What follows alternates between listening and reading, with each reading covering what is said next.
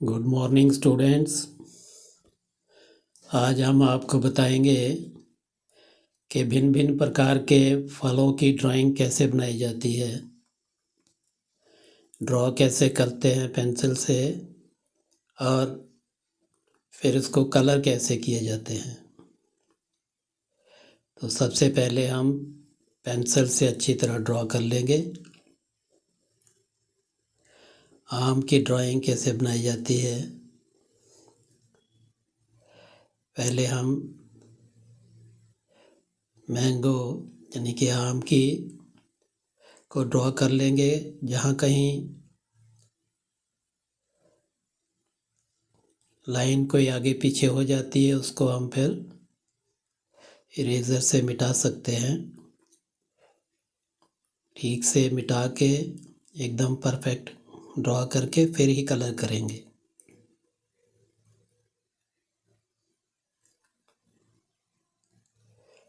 तो मिटाने के बाद जो परफेक्ट लाइन होगी उसी को ही हम फाइनल लाइन समझेंगे।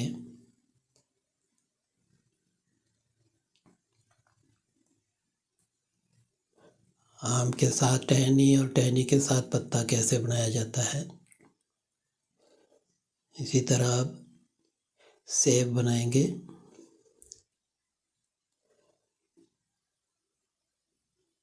गोल आकार में पहले बना लीजिए। कहीं से आपको थोड़ा टेढ़ा मेढ़ा लगता है तो उसको आप मिटा के फिर से ठीक कर सकते हैं।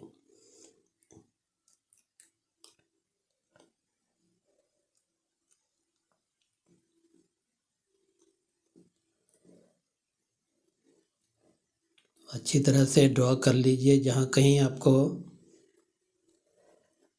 लगता है कि इधर से थोड़ा टेढ़ा है जो ठीक नहीं है तो मिटा के उसको बना सकते हैं। आम, सेब और अभी हम अनार बनाएंगे।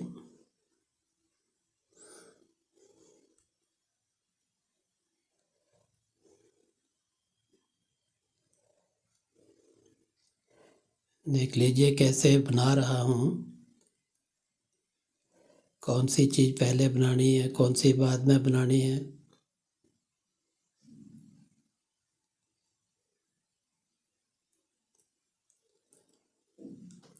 अनार होता तो बड़ा फल है लेकिन उसके पत्ते बहुत छोटे होते हैं।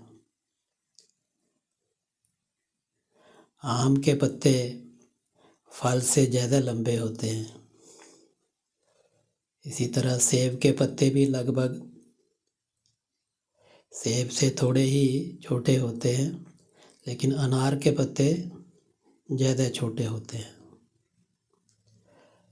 अभी हम बनाना बना रहे हैं।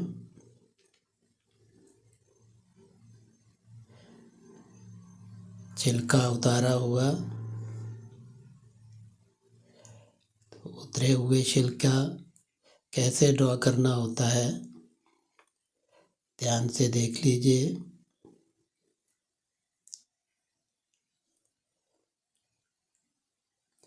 पहले कौन सी लाइन लगानी है फिर कौन सी लाइन लगानी है, मुड़ा हुआ छिलका कैसे दिखाना है।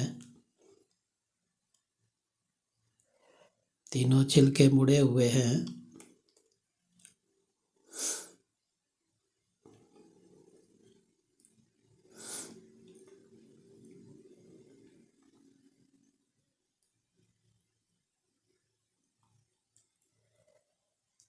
ठीक से ड्रॉ कर लेने के बाद फिर हम इसको ब्लैक स्केच पेन से आउटलाइन कर लेंगे और फिर प्लास्टिक क्रेयॉन कलर्स इसमें करेंगे। क्योंकि प्लास्टिक क्रेयॉन कलर या ऑयल पेस्टल कलर करने से पहले आउटलाइन डार्क होनी चाहिए, तो इसलिए हम इसको ब्लैक स्केच पेन से इसकी आउटलाइन डार्क कर लेंगे। अभी अंगूर बना रहे हैं, तो अंगूर के दाने एक जैसे एक ही साइज़ के कैसे ड्रॉ करने हैं देखते चलिए।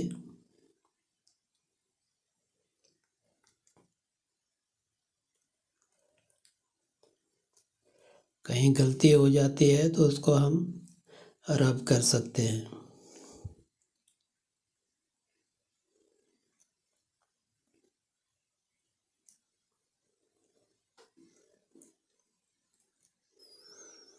अंगूर के गुच्छे के आगे पीछे उसके पत्ते, सभी पत्ते तो नहीं, एक पत्ता दिखा सकते हैं हम ड्राइंग में।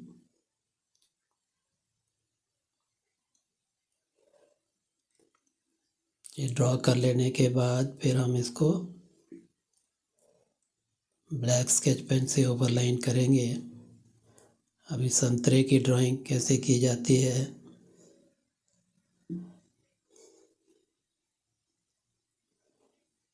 कलरिंग के समय भी लगभग एक जैसा ही कलर होगा इनका।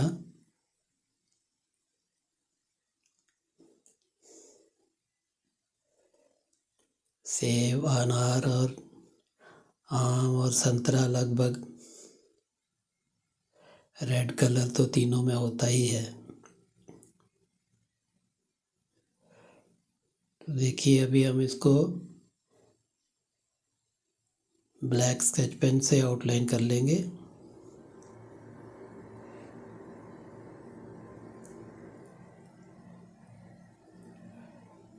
ताकि ड्राइंग एकदम उभरी हुई दिखाई दे, क्लियर दिखाई दे।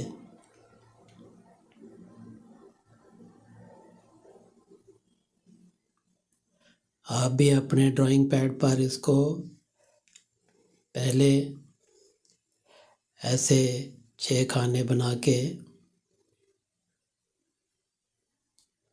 उसमें एक एक फल बना सकते हैं।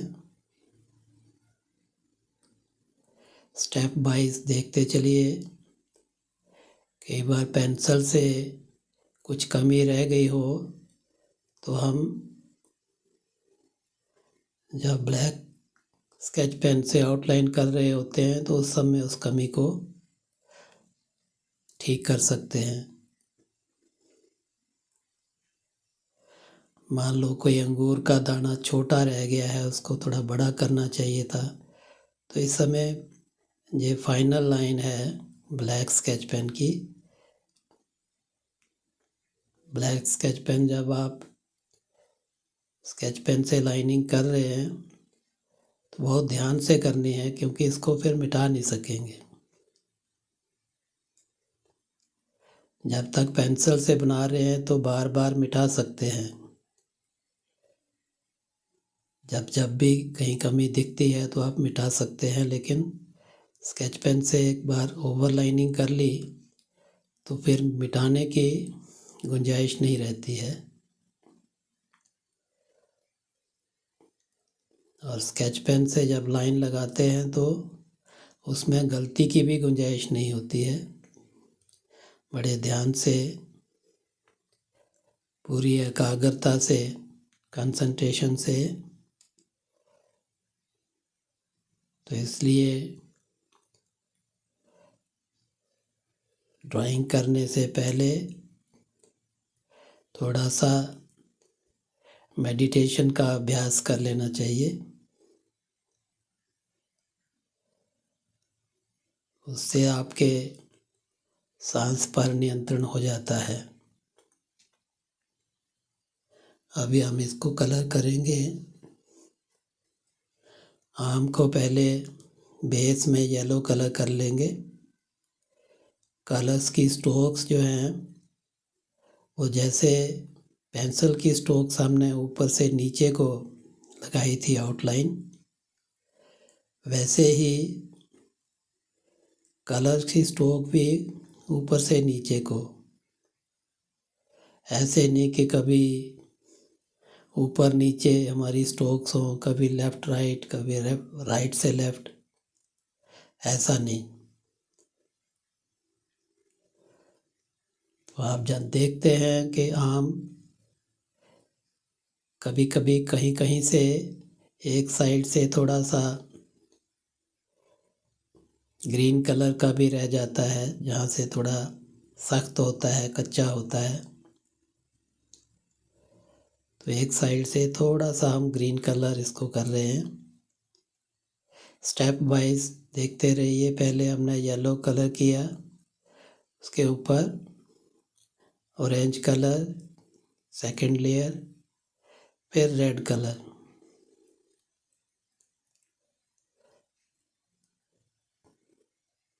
डार्क कलर करना है तो उसी कलर को थोड़ा दबा के करेंगे। प्लास्टिक क्रेयॉन कलर्स दबा के ही करना पड़ते हैं अगर हम अच्छा इफ़ेक्ट चाहते हैं तो इसलिए पास से पकड़ना है। जैसे देखिए मैंने कितने पास से पकड़ा हुआ है। अगर हम दूर से पकड़ते हैं, मान लो इसी कलर को देखो, मैंने बिल्कुल पास से पकड़ा है। अगर हाफ से पकड़ा हुआ होगा, आधे से, तो ये वहीं से टूट सकता है, क्योंकि काफ़ी दबा के लगाना पड़ता है। तो इसलिए बिल्कुल पास से पकड़ना है। ये देखिए, और डार्कर इफ़ेक्ट लाने के लिए उसी कलर को थोड़ा और दबा के स्टेप वाइज हम पहले हल्के प्रेशर से, फिर थोड़ा ज़्यादा प्रेशर दे के, तो डार्कर इफ़ेक्ट आता जा रहा है। लेकिन स्ट्रोक्स ऊपर से नीचे को ही हैं, इस चीज़ का खास ध्यान रखना है। टहनी को आप थोड़ा सा एक साइड से ब्राउनिश और फिर एक साइड से ग्रीन कर सकते हैं मिक्स करके, क्योंकि टहनी के बीच में स्पेस बहुत कम है और लाइन के अंदर ही कलर करना हो तो आप अपने कलर की नोक को शार्प कर सकते हैं शार्पनर से भी कर सकते हैं, कटर से या ब्लेड से, ताकि लाइन के बाहर कलर ना चला जाए। अगर पॉइंट मोटा होगा तो लाइन के बाहर जा सकता है। तो इसलिए जहाँ जहाँ स्पेस कम है, छोटी जगह हैं, तंग जगह है, तो वहाँ पर कलर करने के लिए आप पेंसिल की भी और कलर की जो पॉइंट है उसको पतला कर लीजिए, नहीं तो लाइन के बाहर चला जाएगा कलर। तो ड्राइंग के लिए एक तो आपकी ड्राइंग एकदम परफेक्ट होनी चाहिए, और फिर कलर भी लाइन के बाहर नहीं जाना चाहिए, लाइन के अंदर ही रहे। और कलर की स्ट्रोक्स जो हैं वो उसी डायरेक्शन में हो जिस डायरेक्शन में पेंसिल की स्ट्रोक्स हमने लगाई हैं। आपका जो भी ऑब्जेक्ट है उसकी शेप कैसी है, ऊपर से नीचे को है, तो आपके कलर की स्ट्रोक्स भी ऊपर से नीचे को ही होनी चाहिए। ये ऊपर वाले तीनों फल, आम, सेब और अनार, इनकी स्ट्रोक्स ऊपर से नीचे को हैं। और तीनों में बेस येलो से ही हम बना रहे हैं, डीप येलो से। उसके बाद सेब को जब कलर करना है तो येलो के बाद हम रेड कलर कर सकते हैं। चाहें तो रेड से पहले ऑरेंज भी कर सकते थे। तो स्टेप बाय स्टेप अगर हम कलर करेंगे तो अच्छा इफ़ेक्ट आता है, नेचुरल इफ़ेक्ट आता है।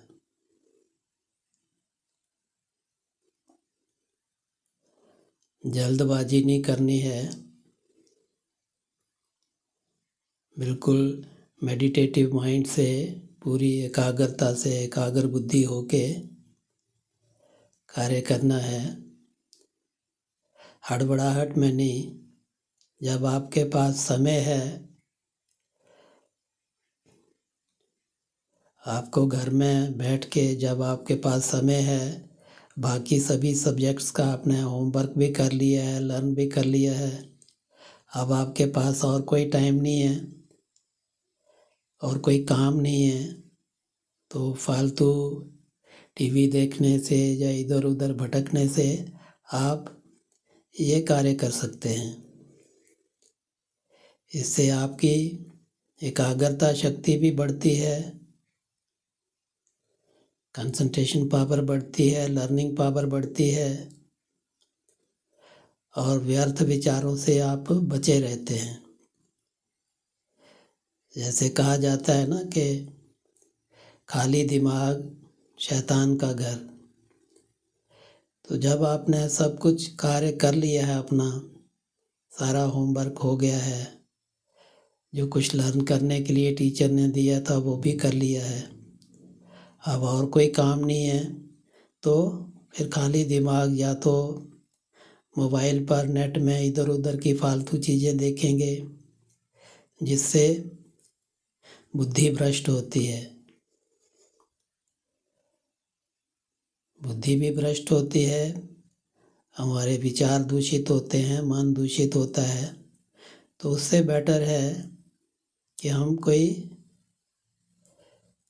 क्रिएटिव कार्य करें।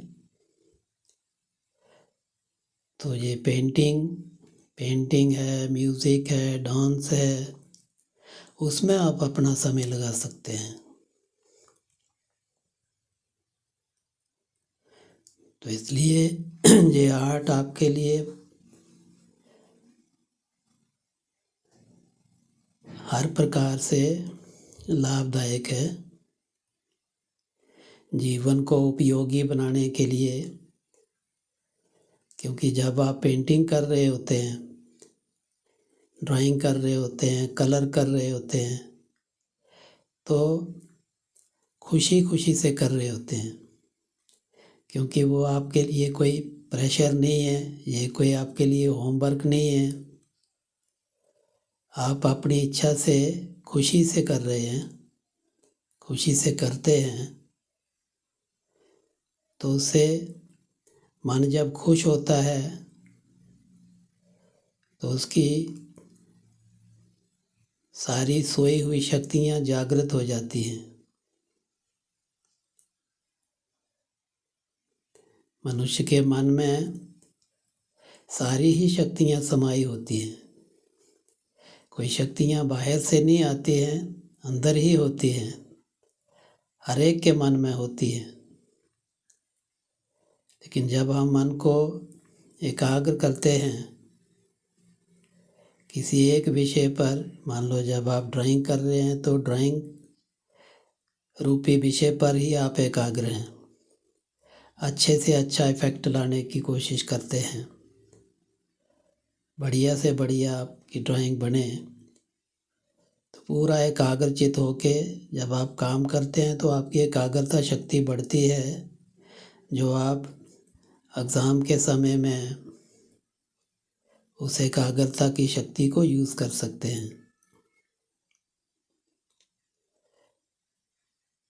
तो इसलिए ड्राइंग एंड पेंटिंग कोई ऐसा सब्जेक्ट नहीं है कि आप सोचें कि भाई मुझे तो किसी अलग फील्ड में जाना है, मैंने अपना फ्यूचर तो किसी अलग फील्ड में निश्चित कर रखा है, तो मुझे ड्राइंग में समय वेस्ट करने का क्या फ़ायदा। ड्राइंग एंड पेंटिंग में समय वेस्ट नहीं होता है, बल्कि वेस्ट होने से बच जाता है, समय सफल होता है। तो इसलिए आप देख रहे हैं ऊपर तीनों ही जो फ्रूट हैं उनमें पहले येलो कलर किया है और उसके बाद रेड कलर, फिर डार्क रेड, लाइट से डार्क किया है। अब ये ऑरेंज को भी पहले हमने येलो किया है और उसके ऊपर ऑरेंज कलर करेंगे।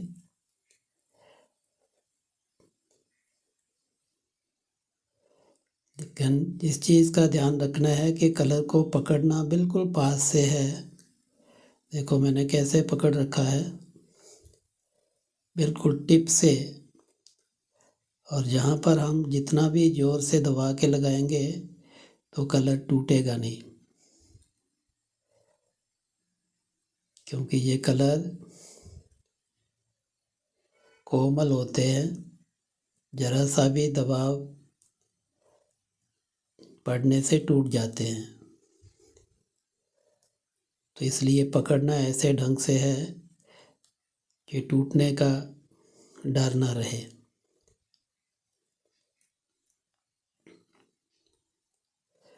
तो देख लीजिए, स्ट्रोक्स जो हैं वो सभी के लिए हम ऊपर से नीचे एक ही डायरेक्शन में, जल्दबाजी में कभी इधर कभी उधर ऐसे नहीं। तो ध्यान से देखते रहिए कि मैं कैसे स्टेप बाय स्टेप कैसे कर रहा हूँ।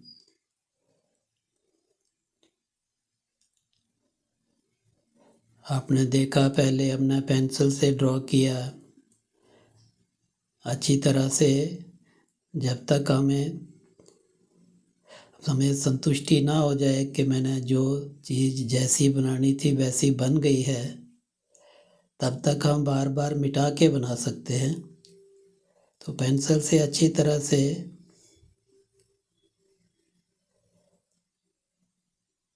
ठीक ढंग से बनाने के बाद फिर उसको ब्लैक स्केच पेन से ओवरलाइनिंग की थी। ओवरलाइनिंग करने से हर चीज़ उभर के आ जाती है, एकदम स्पष्ट दिखाई देती है।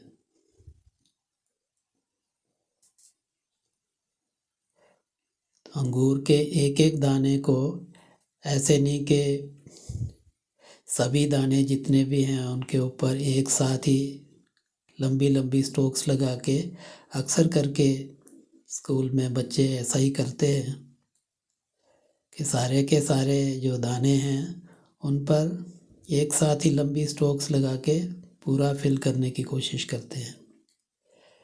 मगर एक एक दाने को आप अलग से कीजिए। हर दाने की डायरेक्शन अलग अलग साइड को है। जो लेफ़्ट साइड को निकले हुए हैं उनके लिए स्ट्रोक्स उसी डायरेक्शन में लगानी है। जो राइट साइड को निकले हुए हैं, जैसे अभी मैं जहाँ कलर कर रहा हूँ, ये लास्ट दाना देखिए, तो उसी डायरेक्शन में हमें कलर करना है। अगर लंबी स्ट्रोक्स लगा लेंगे तो एक एक दाने को अलग से वो उभर के आए, तो उसके लिए एक साइड थोड़ा सा डार्क ग्रीन से थोड़ा हाईलाइट कर लेंगे उसको, ताकि एक एक दाना अलग से दिखाई दे। पत्ते को सिर्फ लाइट ग्रीन ही कलर करेंगे लेकिन टेक्निक वही रहेगी कि जिस तरफ को पत्ते की पोजीशन है उसी तरफ को आपके ब्रश की कलर की स्ट्रोक्स होनी चाहिए।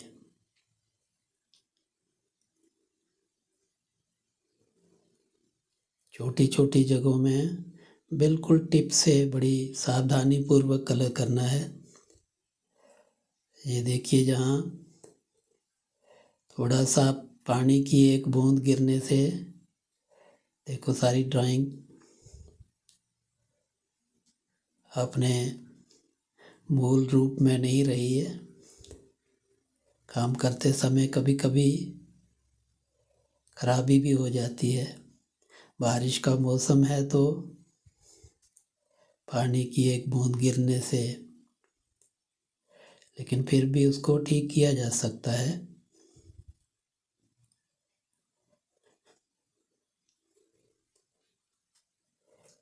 केले के छिलके बाहर से येलो कलर के दिखाई देंगे, लेकिन बीच से अंदर से भी केले का कलर वाइट ही होता है और छिलका भी अंदर से वाइट ही होता है, इसलिए उसको हम वाइट ही रहने देंगे। लेकिन जो बाहर का कलर है, वो जो केले का कलर होता है, कोई एक ही कलर तो नहीं होता, येलो, ऑरेंजिश, और कहीं कहीं से, जहाँ कहीं से उसको कोई खरोच आई होती है तो वहाँ से थोड़ा डार्क हो जाता है, काला भी हो जाता है, ब्राउनिश हो जाता है। तो वो सारा इफ़ेक्ट, ये देखिए थोड़ा ब्राउन कलर भी हम साइड में ज़रा ज़रा कर सकते हैं।